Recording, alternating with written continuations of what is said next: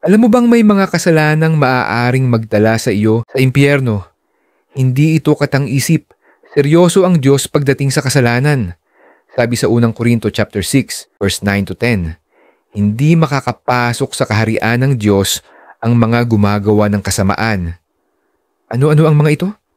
Una, pagnanasa at pakikiapid. Ang imoralidad sa isip at gawa ay kasalanan sa harap ng Diyos.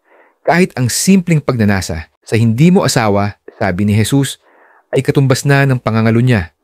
Pangalawa, pagsamba sa Diyos-Diyosan.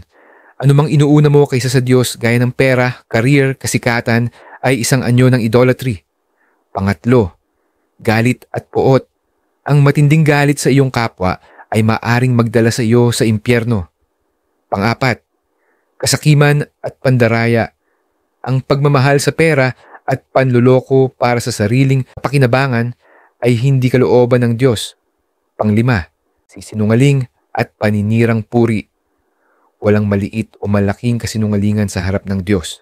Ang mga mapanirang dila ay hindi makaliligtas.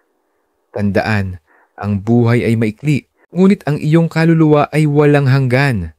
Huwag mong ipagsapalaran ang iyong kaligtasan. Magsisi lumapit kay Jesus at tanggapin ang buhay na walang hanggan.